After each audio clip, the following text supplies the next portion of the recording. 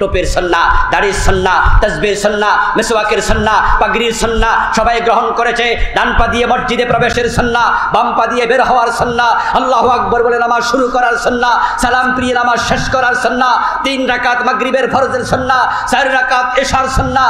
সুন্নাহ মানে রাসূলের জীবনাচার সবাই গ্রহণ করেছে, কেউ দ্বিমত করে না। কিন্তু যেই হক কথা বললে চাকরি চলে যায়, ইমামতি চলে যায়, আল্লাহর জমিনে আল্লাহর দ্বীন কায়েম করতেই হবে, না হয় আল্লাহ ছাড়বে না। আল্লাহর ইসলামকে জীবনের সব জায়গায় প্রতিষ্ঠিত করার নাম একামতে দিন। সেই একামতের দিনের কথা বললে পীরের মুরিদ কমে যাবে, খতিবের চাকরি চলে যাবে, ইমাম সাহেবের ইমামতি থাকে না। তাই অনেককেই হক কথা বলতে দেখা যায় না। আল্লাহ তাআলার পবিত্র দরবারে লাখো কোটি শুকরিয়া জ্ঞাপন করছে যে মহান মনিব অত্যন্ত মেহেরবানি করে কোরআনের আহ্বানে, কোরআনের এই ময়দানে আমাদের সকলকে হাজির হওয়ার তৌফিক দিলেন। কৃতজ্ঞতা তাকে জানাই যিনি দয়া করে আমাদেরকে সুস্থ রাখলেন, পবিত্র কোরআনের কথা বলার মতো, মানার মতো মন মানসিকতা দিলেন। দীর্ঘ 15 বছর পরে তার তাকবীর ধ্বনি বিনা হেজিটেশন নিয়ে মন খুলে দেওয়ার মতো পরিবেশ যে আল্লাহ দয়া করে আমাদেরকে দিলেন। আলোচনা শুরুতে মন প্রাণ উজাড় করে অন্তরের সবটুকুন শ্রদ্ধা এবং ভালোবাসা দিয়ে আমাদের সে মনিব আল্লাহ তাআলাকে শুকরিয়া জানাই, কৃতজ্ঞতা জানাই। সবাই মিলে জোরে জোরে একবার কালিমাতু শুকর পড়ি, আলহামদুলিল্লাহ। রব্বানা লাকাল হামদ হামদান কাসীরা তাইয়্যিবা মুবারাকান ফীহ। প্রিয় ভাইরা, আজকের প্রোগ্রামটা সিরাতুন নবী সাল্লাল্লাহু আলাইহি ওয়াসাল্লাম প্রোগ্রাম। প্রিয় নবী মুহাম্মদ সাল্লাল্লাহু আলাইহি ওয়াসাল্লামের জীবন চরিত নিয়ে কথা হবে। অনেক বক্তা কথা বলেছেন, তাকে নিয়েই বলতে হবে, কারণ তিনি হলেন আমাদের একমাত্র আদর্শ। সুবহানাল্লাহ। উনি ছাড়া আমাদের দ্বিতীয় কোনো আদর্শ নাই। যদিও বাংলাদেশের বিভিন্ন রাস্তায়, বিভিন্ন ব্যানারে, ফেস্টুনে দেখা যায় অমুকের আদর্শের সৈনিক। বিভিন্ন রাজনৈতিক নেতাদের নামের সাথে নিজেকে জড়িয়ে বলে আমি অমুকের আদর্শের সৈনিক। একমাত্র বাংলাদেশে জামাত ইসলামী, ইসলামী ছাত্র শিবির, আমরাই এখানে স্বাধীনতার আগ থেকে 41 সন থেকে এই দেশে একটি কথা প্রচার করে আসছি, নামে বেনামে। আজকে নাম নিয়ে প্রোগ্রাম করা যাচ্ছে, গত 15 বছর নাম নিয়ে করা যায়নি, কিন্তু আমাদের প্রচারণা থামেনি। আমরা সব মানুষকে বলিষ্ঠ কণ্ঠে বলে এসেছি, রাসূল ছাড়া কাউকে আমরা আদর্শ মানি না। তিনি আমাদের উসওয়া, কদওয়া, ইমাম, লিডার, সাইয়্যিদ, নামুজাজ, আইডল। আল্লাহ তাআলা উনাকে সামনে রেখে আমাদের বলেছেন, ফাত্তাবিউনি ইউহিব্বুকুমুল্লাহ। হে নবী, আপনি বলে দেন, কুল ইন কুনতুম তুহিব্বুনাল্লাহ। আপনি বলুন, তোমরা যদি আল্লাহকে ভালোবাসতে চাও, ফাত্তাবিউনি, আমি নবীকে অনুসরণ করো, আমাকে আদর্শ মানো, ইউহিব্বুকুমুল্লাহ। এবার আল্লাহ বলছেন, যারা নবীকে অনুসরণ করবে, উনাকে জীবনের মডেল বানাবে, আল্লাহ বলেন আমি নিজে তাদেরকে ভালোবাসি। সুবহানাল্লাহ। ঈমানের স্বাদ মানুষ ততক্ষণ পর্যন্ত পাবে না যতক্ষণ পর্যন্ত আল্লাহকে রব, রাসূল মুহাম্মদকে একমাত্র আদর্শ এবং ইসলামকে একমাত্র জীবন ব্যবস্থা হিসাবে গ্রহণ না করে। রাসূলুল্লাহ সাল্লাল্লাহু আলাইহি সাল্লামের জন্য বলেছেন, যাকা তুআমাল ঈমানি মারদিয়া বিল্লাহি রাব্বান ওয়া বিল ইসলামি দীনা ওয়া বি মুহাম্মাদিন নাবিয়্যান ওয়া রাসূলা। সেই তো ঈমানের স্বাদ পেয়েছে।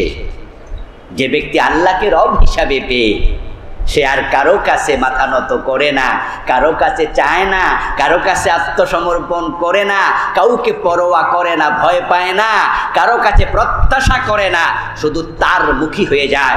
আলহামদুলিল্লাহ, আমরা দেখেছি এই চিন্তার উপরে বাংলাদেশ জামাত ইসলামী এত শক্তিশালীভাবে প্রতিষ্ঠিত যে তাদেরকে জেল, জুলম, অত্যাচার, ফাঁসির রশি দেখাইয়া আল্লাহর উপর তাওয়াক্কুল থেকে এক চুল পরিমাণ সরাতে পারে নাই।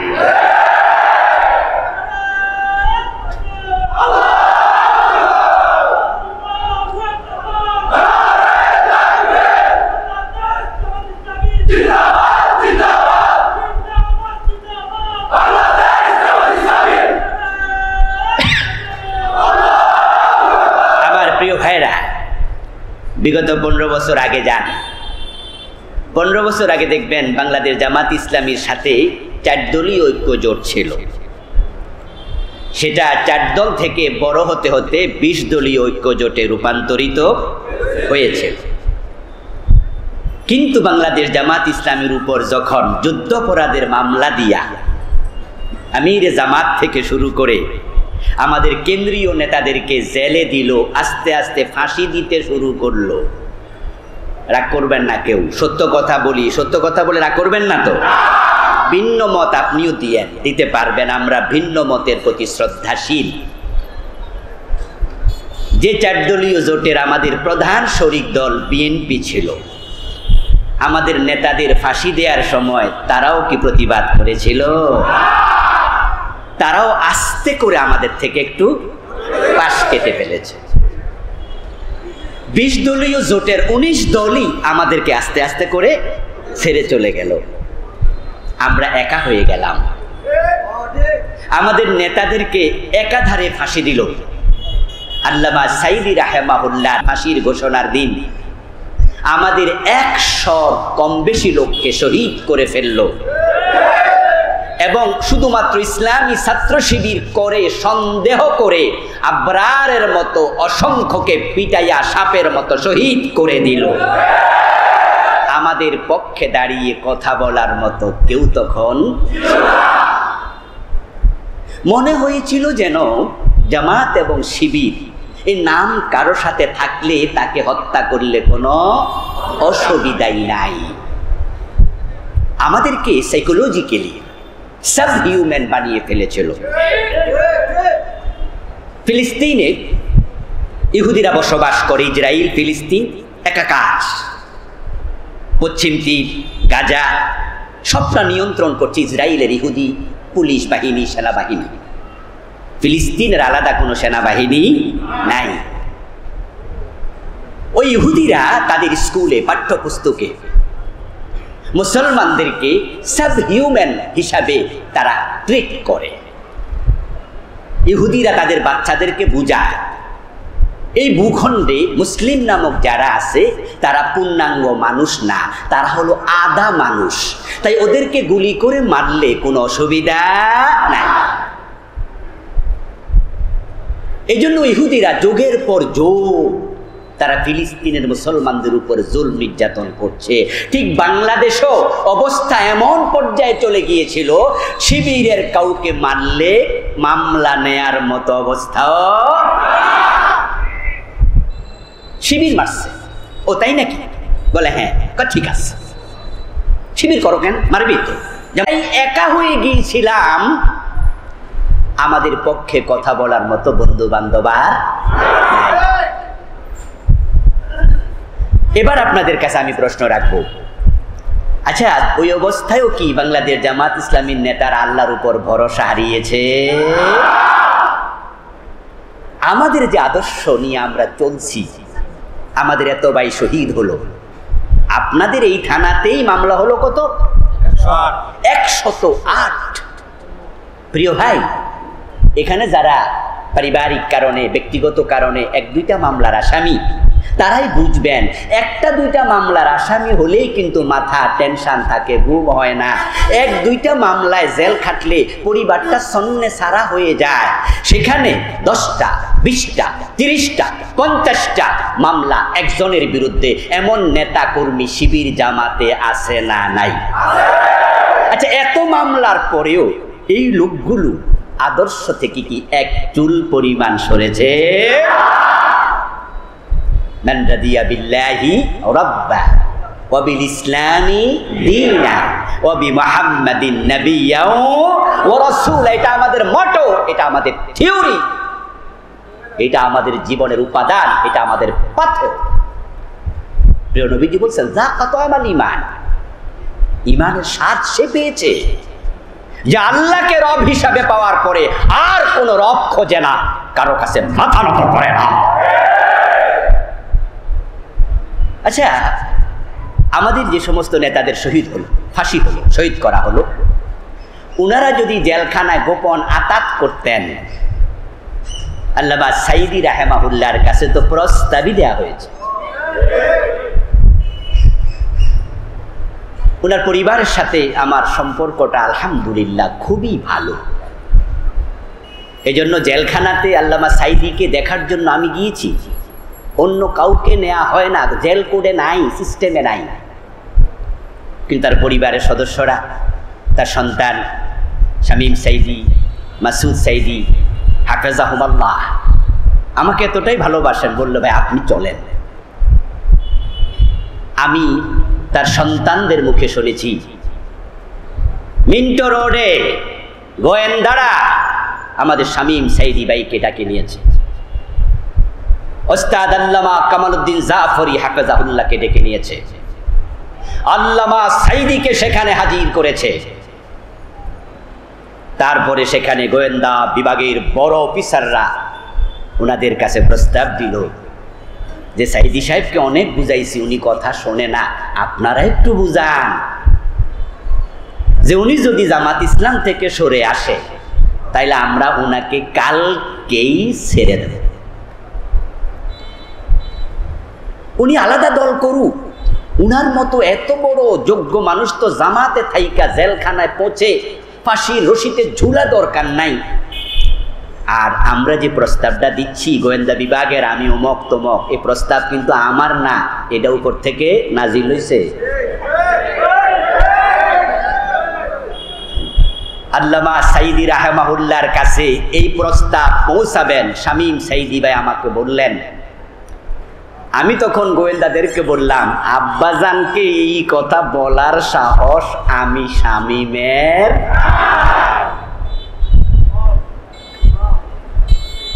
আল্লামা সাইদির কান পর্যন্ত এটা তিনি পৌঁছাননি।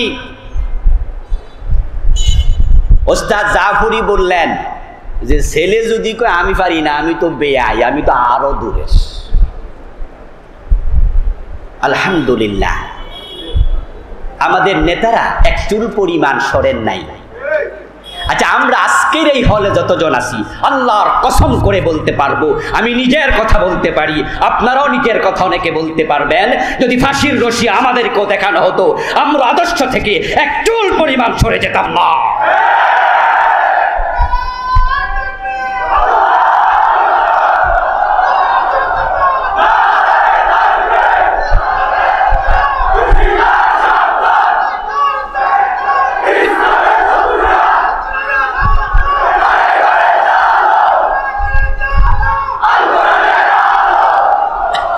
আমার প্রিয় ভাই, আমাদের ভরসা কার উপর? কার উপর? হ্যাঁ, আল্লাহ তাআলা এই জন্যই বলছেন, ওমান ইয়াতাওয়াক্কাল আলাল্লাহি ফাহুয়া হাসবুহ। যে ব্যক্তি আল্লাহর উপর ভরসা করে তার জন্য যথেষ্ট হয়ে যান কে? কোরআন মাজিদে আল্লাহ তাআলা বিভিন্ন নবীর উম্মতকে ডেকে ডেকে বলেছেন, ধৈর্য ধরো, ধৈর্য ধরো, ধৈর্য ধরো। এবং তিনি সুসংবাদ দিয়েছেন, ইন্নাল্লাহা মাআস সাবিরিন, ধৈর্যশীলদের সাথে আছেন কে? কোরআনে আল্লাহ তাআলা মাজলুমদের পক্ষ নিয়ে বলেছেন, ইন্নাহু লা ইফলিহুজ জালিমুন। ইন্না শব্দের অর্থ কি? আলেম ওলামা ভাইয়েরা সবাই জানেন, জেনারেল ভাইয়েরা ওইগুলা জানেন। আল্লাহ বলছে ইন্নাহু লা ইউফলিহুজ জালিমুন, যারা জালেম হয়, যারা তোমাদের ফাঁসি দেয়, বিনা দোষে জেল দেয়, তোমাদের ধৈরা সাপের মতো পিটায় মাইরা ফেলে, তোমরা নারী তাকবীর আওয়াজ দিয়েছো, একসাথে 7 জনকে গুলি করে মেরে ফেলে, তোমরা শুনে রাখো আমি আল্লাহ বলছি জালেমরা কখনো সফল হবে না। আল্লাহর কথা কত সত্য, আল্লাহর কথা কত সত্য। যারা 15টা বছর এই দেশটার 56,000 বর্গ কিলোমিটারকে কারাগার বানিয়ে দিয়েছিল, পুরা বাংলাদেশটাকে তারা শ্মশান বানিয়ে দিয়েছিল, সত্যের কণ্ঠকে তারা রুদ্ধ করে ফেলেছিল, আমাদের কণ্ঠকে স্তব্ধ করে দিয়েছিল। আমরা নিজের পরিচয়টুকু পর্যন্ত দিতে পারিনি। যারা চকিদার থেকে সেনাপ্রধান পর্যন্ত নিজের লোকদেরকে দিয়ে রাষ্ট্রের কাঠামো সাজিয়েছে, যাদের প্রতিটা সেক্টরে নিজের লোক বসিয়েছে, আমরা কি দেখলাম 5ই আগস্টের বিপ্লবে এমন ভাবে পালিয়েছে, রান্না করা ভাত খেয়ে পর্যন্ত যেতে পারে নাই।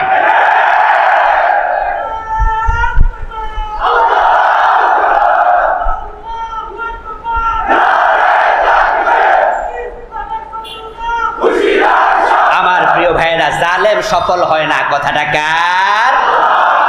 এই কথার সাথে তাদের কাজ, তাদের বর্তমান পরিবেশ মিলছে কিনা?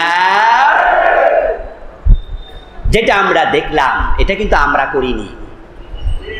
5ই আগস্টের বিপ্লব, জুলাই বিপ্লব কিন্তু আপনারা করেননি, মনে রাখবেন ভালো করে। আমি একাধিক জায়গায় কথাগুলো বলেছি, আজকেও বলছি। এ কাজ করিয়েছেন সরাসরি আরশের মালিক আল্লাহ।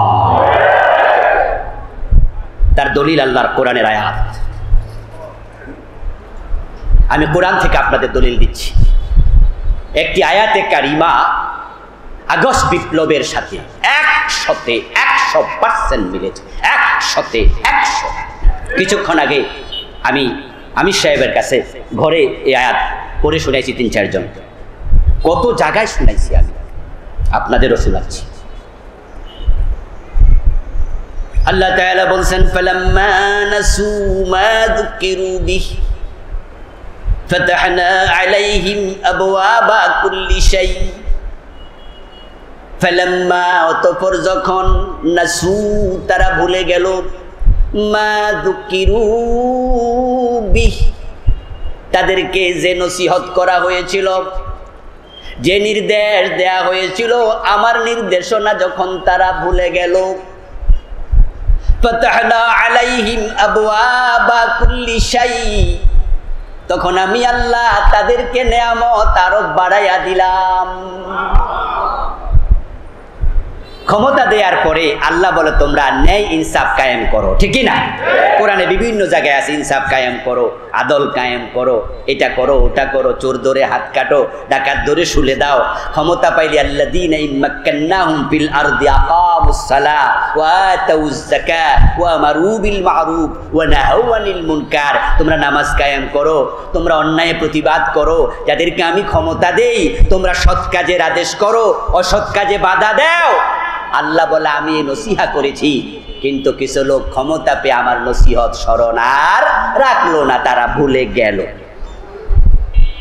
ভুলে যাওয়ার পরে আমি আল্লাহ তাদেরকে ক্ষমতা আরো বাড়াইয়া দিলাম, নিয়ামত আরো বাড়াই দিলাম, আকাম কুকাম যেন আরো বেশি করতে পারে।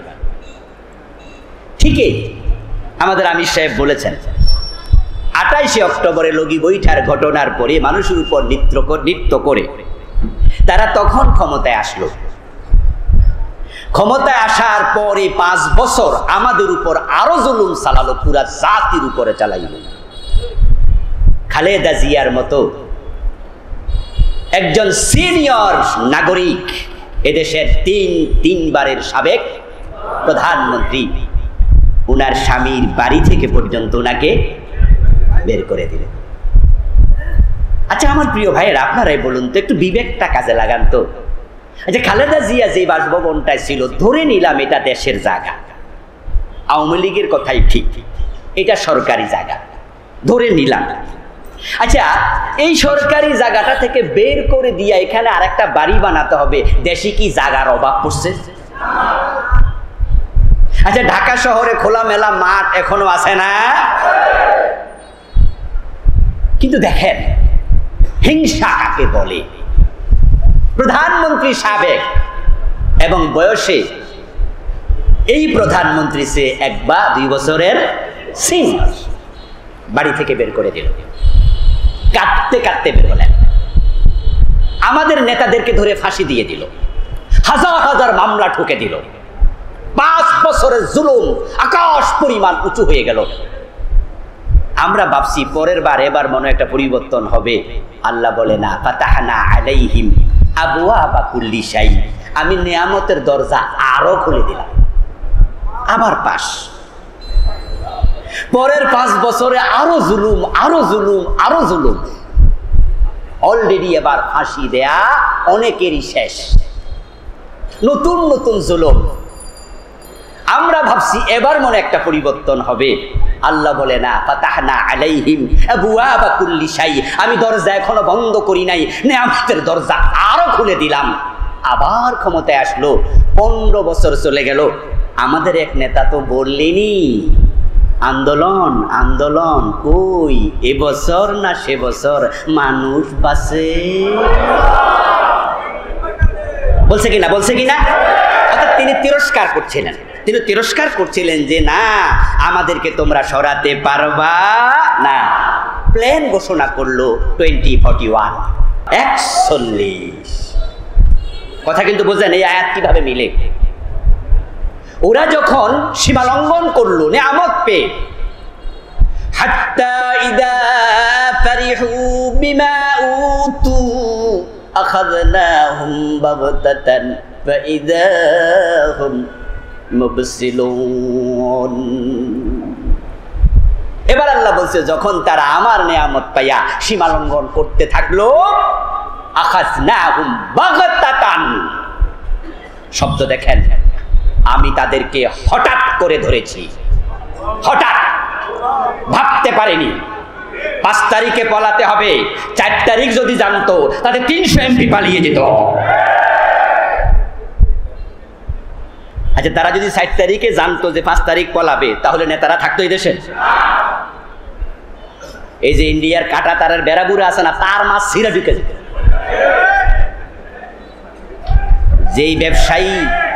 যে ব্যবসায়ী পালানোর জন্য দাড়ি মারি কাইটা লাইছিল, আচ্ছা এটা যদি 4 তারিখ জানতো, হেলিকপ্টার উড়াল দিত না? এবং যিনি 5 তারিখ পালালেন, তিনিও কি জানতেন? জানতেন না, ভাবেননি, কল্পনাও করেননি। আল্লাহ বলছেন, ফাআখাযনাহুম বাগতাতান, আমি হঠাৎ করে ধরেছি। ফাইযা হুম মুবসিলুন। এরপর আল্লাহ বলছেন, এই মানুষগুলো যখন আমি ধরলাম, তখন তারা আর দিশা খুঁজে পেল না, শাড়ি কাপড় নিয়া রান্না করা খাবার খেয়ে যাবে। সেনাবাহিনী বলে, সময় আর নাই, তাড়াতাড়ি ওঠন। এই আয়াতের সাথে এই জালেমদের 100% মিল আছে না? না। তাহলে এবার আপনাদের বলতে হবে, এই পরাজয়, এই জুলমের প্রতিশোধ নিয়েছেন কে? সরাসরি আসমানের মালিক। তাহলে আমরা আল্লাহকে যখন নিজেদের রব মেনে নিলাম, আল্লাহর উপর 100% ভরসা করলাম, আমাদের পক্ষে আল্লাহ আছে না নাই? আলহামদুলিল্লাহ, আলহামদুলিল্লাহ, আলহামদুলিল্লাহ। যাদেরকে 1 তারিখে নিষেধ করে দিল, 5 তারিখে যখন তাদের নিয়োগকৃত সেনাবাহিনীর প্রধান মিটিং ডাকে, 1 নম্বরে আমির জামাতকে ডেকেছে। ওনার নাম 2 বার নিয়েছে, অন্যদের নাম নিয়েছে কয়বার? 1 বার। এর কারণ এটা আল্লাহর ওয়াদা, ইন্নাল্লাহা মা'আস সাবিরিন। আচ্ছা, আমরা কি 15 বছর ধৈর্যের পরিশোধ দেই নাই? সুবহানাল্লাহ, সুবহানাল্লাহ। 28 অক্টোবর লগি বইটার তাণ্ডবটা যখন চলছিল, তখন আমির জামাত শহীদ মতিউর রহমান নিজামী রাহিমাহুল্লাহ, উনি বক্তৃতা দিচ্ছিলেন। ওনার খুতবা তখন, বক্তৃতা তখন পল্টনে চলমান ছিল, এখনো ইউটিউবে আছে না নাই? যখন লগি বইটা দিয়ে আমাদের ভাইদেরকে সাপের মতো পিটিয়ে মেরে লাশের উপর লাফাচ্ছিল, আমির জামাত তখন বক্তৃতায় রত। দেখেন ধৈর্য, শীলদের আল্লাহ ভালোবাসেন। আর আমাদের নেতারা কতটা ধৈর্যের পরীক্ষায় উত্তীর্ণ হয়েছেন, আল্লামা শহীদ মতিউর রহমান নিজামী রাহেমাহুল্লাহর মুখ থেকে ওই সময় কর্মীদেরকে উত্তেজিত করার মতো একটা শব্দ তিনি উচ্চারণ করেন নাই, একটা শব্দ বলেন। সেদিন আমাদের ওই পল্টনের সমাবেশে যদি 10,000 লোক থাকে, 5,000 লোক থাকে, আর উনি যদি বলতেন যে আমাদের ভাইরা শহীদ হচ্ছে, আপনারা 5,000 একসাথে মার্চ করুন, একটু উত্তেজিত করে দিতেন, তাহলে সেখানে আমরা যে 10-12 জন শহীদ হলাম তা নয়, বরং আমাদের লোকদের হাতে তাদেরও হাজার হাজার শত শত মরে যেত। কিন্তু তিনি এতটাই ধৈর্যের পরিচয় দিয়েছেন, একটা উত্তেজনার শব্দ। প্রিয় নবী মুহাম্মদ সাল্লাল্লাহু আলাইহি ওয়াসাল্লামকে আমরা নেতা হিসাবে পেয়ে খুশি। এজন্য আমরা দুনিয়ার কোনো ব্যক্তিকে আদর্শ মানি না।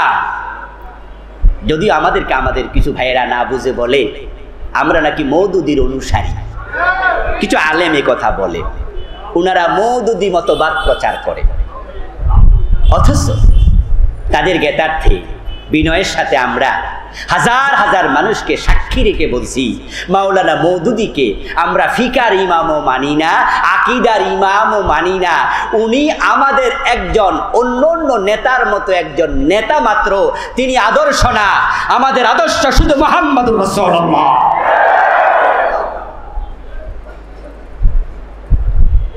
আল্লামা সাইদি রাহিমাহুল্লাহ চিৎকার দিয়ে প্রতিটা মাহফিলে বলতেন, আমরা আল্লাহ ছাড়া কারো আইন মানি না, নবী মুহাম্মদ ব্যতীত কাউকে রাসূল এবং আদর্শ মনে করি না। এ প্রিয় নবীজিকে নিয়ে আলোচনা হবে, হতে থাকবে, কারণ তিনি তো আইডল। আল্লাহ তাআলা আমাদেরকে উনাকে সামনে রেখে বলেছেন তোমরা তার অনুসরণ করো। তার অনুসরণ করলে কি হবে? প্রিয় নবীজি সাল্লাল্লাহু আলাইহি সাল্লাম বলছেন, মান আহাব্বা সুন্নতি ফাকাদ আহাব্বানি ওয়া মান আহাব্বানি কানা মাই ফিল জান্নাহ। যে আমি নবী মুহাম্মাদের সুন্নাহগুলোকে, আদর্শকে নিজের জীবনে লালন করবে, আমার সুন্নাহ দিয়ে জীবন সাজাবে, সে আমি নবী মুহাম্মদকে ভালোবাসে, তার পরিচয় দেবে। আর যে আমাকে আমার সুন্নাহ লালন করার মাধ্যমে ভালোবাসার পরিচয় দিতে পারবে, কানা মাই ফিল জান্নাহ, সে জান্নাতে আমার সাথেই থাকবে। আমাদের লক্ষ্য আল্লাহর জান্নাত পাওয়া, ঠিক না? আমরা আল্লাহর জান্নাতের জন্য কাজ করি। আমাদের এই দলটা প্রতিষ্ঠিত হয়েছে শুধুমাত্র মানুষকে আল্লাহর জান্নাতের দিকে ডাকার জন্য। এই জন্য আমরা ক্ষমতা যখন পাবো ইনশাআল্লাহ। আচ্ছা, আমাদের নেতারা কি গম চুরি করার জন্য ক্ষমতা চায়? টিয়ার কাবিখা খাওয়ার জন্য? নিজের ব্যক্তি স্বার্থের জন্য? বরং আমাদের দলের আইডিওলজি হচ্ছে, মতবাদ হচ্ছে, সাংবিধানিক কাঠামো হচ্ছে, যিনি নেতা হওয়ার চিন্তা করেন তাকে নেতা বানানোই যাবে না। আমরা আল্লাহর জান্নাতমুখী দল। এখন আপনারা যারা জান্নাতমুখী হওয়ার জন্য মামলা খান, হামলা খান, মাইর খান, জেলে যান, সে আপনারা যদি রাসূলের আদর্শ জীবনে লালন না করেন, আল্লাহর নবীর সাথে জান্নাত পাওয়া যাবে না। সুতরাং টাকনোর নিচে কাপড় পরবেন না, দাড়ির মাঝে ব্লেড লাগাবেন না, নিজের স্ত্রী, নিজের মেয়ে যদি স্কুল কলেজে যায়, বাহিরে যায়, বেপরদায় যেন বের হতে না পারে, সিরিয়াস থাকবেন। সুদের সাথে কোনো আপোষ করা যাবে না। সুদ ঘোষ যেখানে, জামাত ইসলাম থাকবে না সেখানে। আপনার জীবনটা হবে রাসূলের সুন্নাহর আলোকে সাজানো। এখন সুন্নাহ মানে টুপিদারি পাজামা পাঞ্জাবি নয়। সুন্নাহ মানে হচ্ছে প্রিয় নবীর পুরা জীবনাচার। যেই নবী মুখে দাঁড়িয়ে রেখেছেন, তিনি আবার কোরআন দিয়ে 10 বছর মদিনা রাষ্ট্র পরিচালনা করেছেন। দাঁড়িয়ে রাখা যেমন সুন্নাহ, রাষ্ট্রপ্রধান হওয়া সুন্নাহ। যে প্রিয় নবীজি সাল্লাল্লাহু আলাইহি ওয়াসাল্লাম মাথায় টুপি পরেছেন, মানুষকে দেখে মুস্কি হাসি দিতেন। যুদ্ধের ময়দানে জুলমের বিরুদ্ধে 27টি জিহাদে তিনি তলোয়ার হাতে নিয়ে বীর মুক্তিযোদ্ধাদের মতো ঝাঁপিয়ে পড়েছেন, বলেছেন আনা নবিয়্যুল কাযিব, আনা ইবনু আব্দুল মুত্তালিব। সুতরাং মুস্কি হাসি দেয়া যেমন সুন্নাহ, তলোয়ার হাতে নিয়ে যুদ্ধের মাঠে ঝাঁপিয়ে পড়া এটাও আরেকটা সুন্নাহ। আমার প্রিয় ভাই, রাসূলুল্লাহ সুন্নাহ বাংলাদেশে এখন দুভাগে বিভক্ত। এক ভাগ হচ্ছে মিষ্টি সুন্নাহ, আর এক ভাগ হলো তিতা সুন্নাহ। যে সুন্নাহ পালন করলে হামলা হয় না, মামলা হয় না, জেল হয় না, জুলম হয় না, যে সুন্নাহ পালন করলে সালাম বেড়ে যায়, মানুষ ভালোবাসে, যে সুন্নাহ পালন করলে পরে কেউ আপনার বিরুদ্ধে কথা বলবে না, ওই সুন্নাহ সব পীর, সব আলেম, সব বুজুর্গ, সব মুসলমান একসাথে গ্রহণ করেছে। টোপের সুন্নাহ, দাড়ির সুন্নাহ, তাসবির সুন্নাহ, মিসওয়াকের সুন্নাহ, পাগড়ির সুন্নাহ সবাই গ্রহণ করেছে। ডান পা দিয়ে মসজিদে প্রবেশের সুন্নাহ, বাম পা দিয়ে বের হওয়ার সুন্নাহ, আল্লাহু আকবার বলে নামাজ শুরু করার সুন্নাহ, সালাম ফিরিয়ে নামাজ শেষ করার সুন্নাহ, 3 রাকাত মাগরিবের ফরজের সুন্নাহ, 4 রাকাত এশার সুন্নাহ। সুন্নাহ মানে রাসূলের জীবনাচার, সবাই গ্রহণ করেছে, কেউ দ্বিমত করে না। কিন্তু যেই হক কথা বললে চাকরি চলে যায়, ইমামতি চলে যায়, আল্লাহর জমিনে আল্লাহর দ্বীন কায়েম করতেই হবে, না হয় আল্লাহ ছাড়বে না। আল্লাহর ইসলামকে জীবনের সব জায়গায় প্রতিষ্ঠিত করার নামে কামতে দিন, সেই কামতের দিনের কথা বললে পীরের মুরিদ কমে যাবে, খতিবের চাকরি চলে যাবে, ইমাম সাহেবের ইমামতি থাকে না। তাই অনেককেই হক কথা বলতে দেখা যায় না।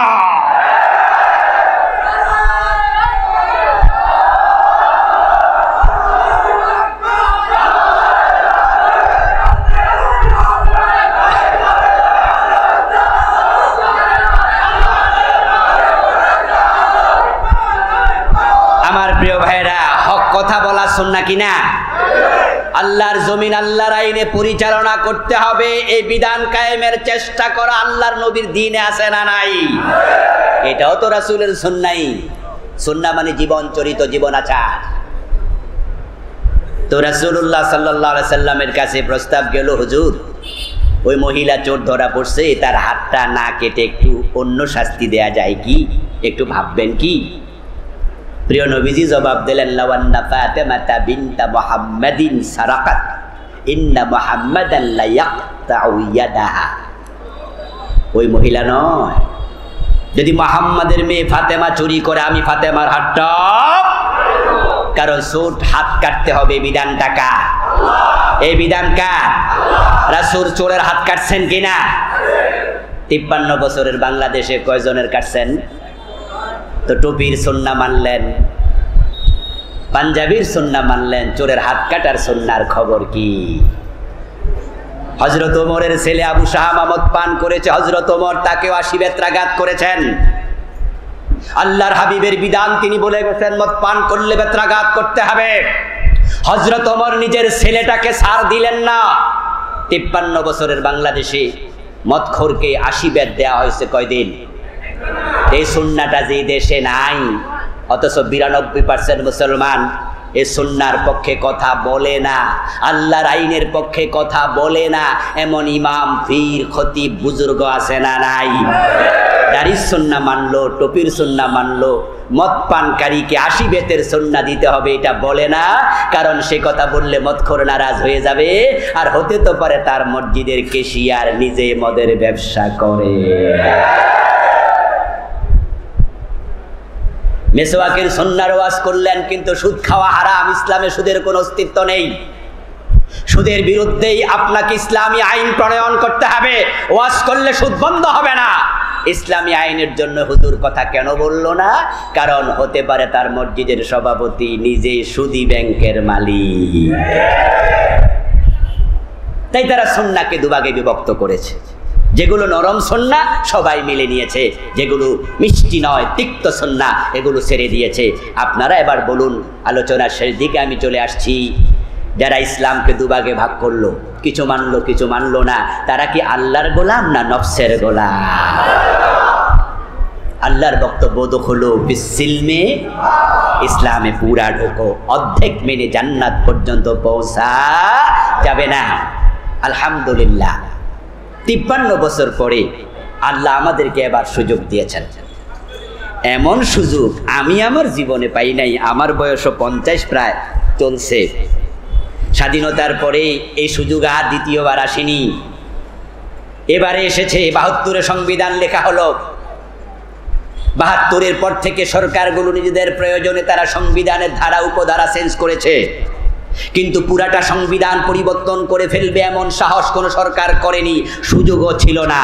কিন্তু বর্তমানে ৫ই আগস্টের বিপ্লবের পরে এমন সুযোগ এসেছে, এই অন্তর্বর্তীকালীন সরকার যদি চায় গণভোটের ব্যবস্থা করে এই সংবিধান বাদ দিয়ে নতুন করে সংবিধান লেখার সুযোগও আছে না নাই? এমন সুযোগ যে আল্লাহ দিলেন, আল্লাহর দেয়া সুযোগটা আমরা কাজে লাগাতে চাই। ইসলামের পক্ষের জনতা এক হয়ে যাও, সব আলেম ওলামা ঐক্যবদ্ধ হয়ে যাও, ৯২% মুসলমান ঐক্যবদ্ধ হয়ে যাও।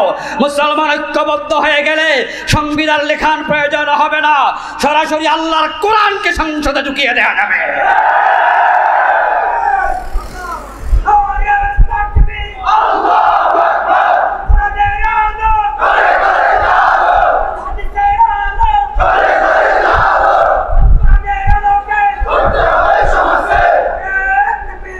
আমার প্রিয় ভাইয়ের, আল্লাহর কোরআন সংসদে যাক, আপনারা চান কিনা?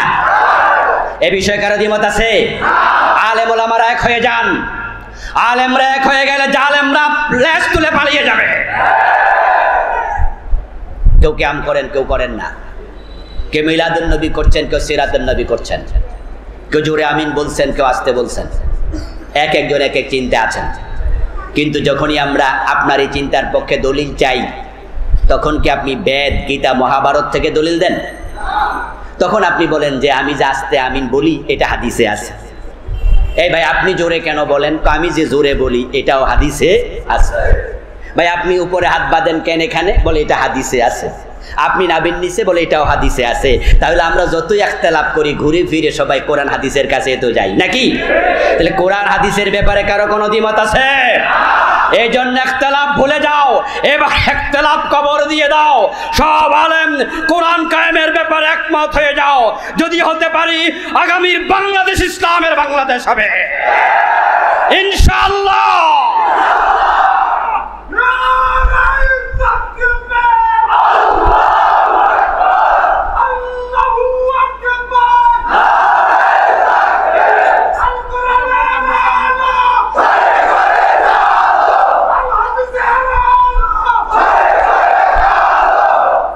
আমার প্রিয় ভাইয়েরা, ৫৩ বছরের বাংলাদেশ আল্লাহর কোরআন দিয়ে চলেছে নাকি ধর্মনিরপেক্ষ সংবিধান দিয়ে চলেছে?